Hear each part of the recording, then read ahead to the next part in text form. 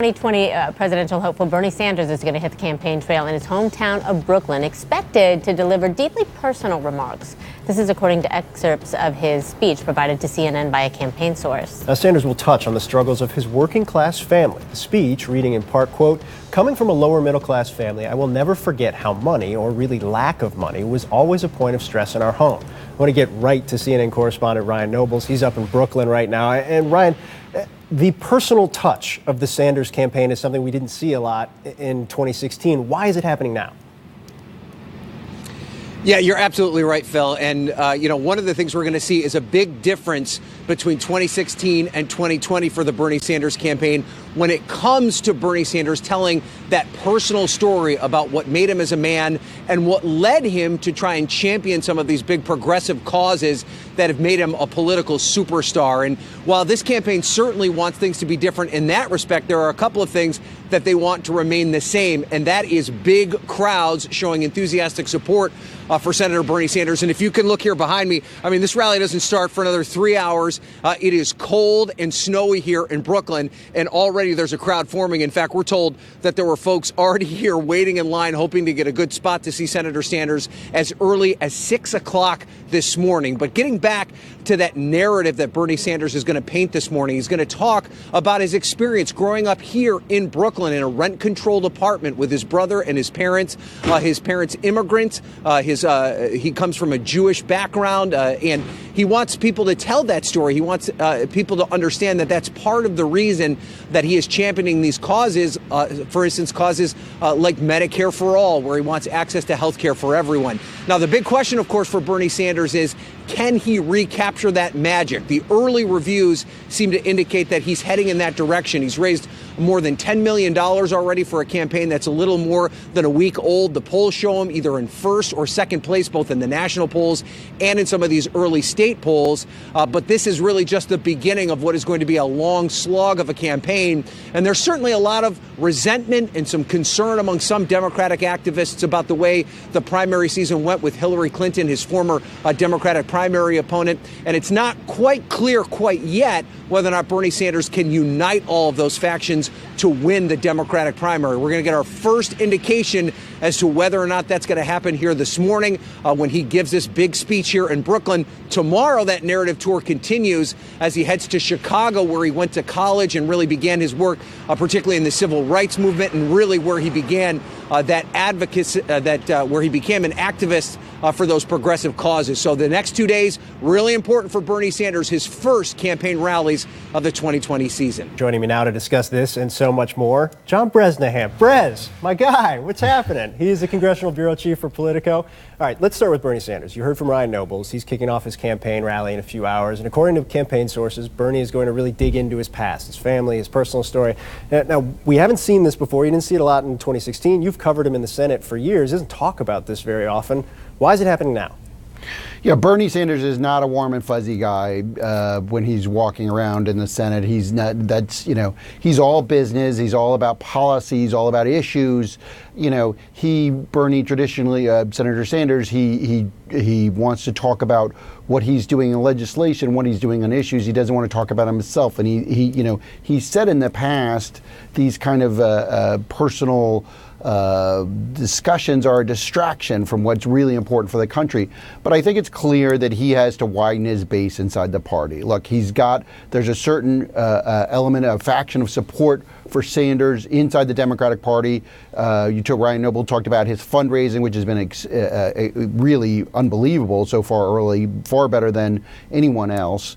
But he's got to be able to prove to minority voters, especially in the Democratic Party, that he is someone that they can support. I mean, this is, can he win in South Carolina in a Democratic primary? Can he defeat, African-American candidates or Hispanic candidates in a Democratic primary? And so he's got to expand. Most of his voters are white voters inside the party. So he's got to expand his base of support. So he has to show, he wants to tell everybody his story, which is, son of Polish immigrant, parents came here with nothing, grew up in Brooklyn, didn't have a lot of money growing up, and, somebody who's a self-made man. So, this is a story he and his advisors think has to get out. Brez, I want to ask you, Bernie Sanders was asked on The View yesterday about Hillary Clinton, and I think he gave most of us bad flashbacks to 2016, but take a listen to what he had to say. We're hearing about a lot of Democratic candidates who are meeting with Hillary Clinton for advice, though, so people like Amy Klobuchar. Do you think you'll do the same? I suspect not. Hillary has not, she has not called me. Look, we have differences. Hillary has played a very important role in modern American politics. Yep. But you're not interested in any advice from her? I think not. You think not? Look, I think every Democrat is going to come together. And let me say what I've said before. I hope to be the Democratic nominee and have the support of the whole Democratic Party behind me. If I am not, and somebody else is, I will support that candidate. Because what's most important is that Trump be defeated.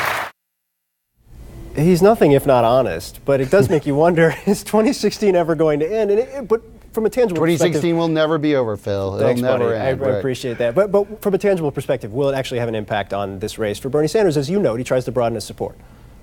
Well, in fact, Politico did a story recently on where that kind of stirred up some of this reminded people of the bad feeling between the Clinton camp and the Sanders camp. No, look,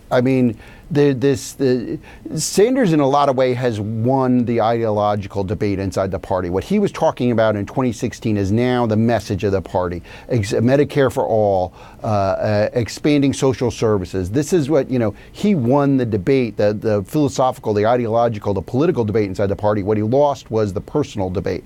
And so I think, we're going to see whether or not, Bernie can be the face of the new Democratic Party. He was enormously important in the change of the party. We'll see whether or not he can actually be the nominee. President, I want to shift a little bit to kind of the week that was with the White House on Capitol Hill, and kind of a top-line question, 30,000-foot question. I feel like you and I have discussed a lot waiting outside of meetings over the last couple of years. Way too many meetings. Way too many meetings. Was the stories that happened this week, will we forget them in 2 weeks? Or was there anything you saw this week that's going to resonate and matter over the course of the next couple months?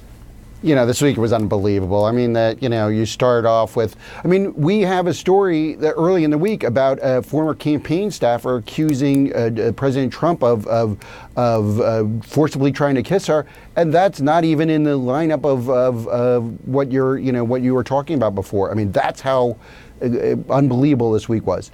Yes, I think. The Trump style is chaos. We lurch from chaos to disaster to debacle and back again. But I do think there's a couple of things, that are important. One, there were polls out showing Trump having, very slim leads in Texas against either Joe Biden or Beto O'Rourke if they run, if they're candidates, and is only a couple points ahead of Bernie Sanders if he runs there. If there's a race in Texas, President Trump's in big trouble. But the other part of this is the economy. Look, the economy remains good, and that's bolstering Trump. If the economy were to turn or slow down, that would be a huge disaster for him politically. And, I think as long as the economy is good, Trump's base is going to stay with him no matter what happens. But, look, the Mueller report will be the story of the year. When that comes out, that will be the story of the year. And then what happens in the Southern District of New York, whether how far they go in the criminal investigation of the president and his associates. So there's going to be a lot more highs and lows for Trump coming up. And yeah, we'll keep talking about this stuff. But this is the Trump era. That's we lurch from high to high. Yeah, full employment for you and me. John Bresnahan, never accused of not being warm and fuzzy. Thanks, buddy. See you on Monday. Take care.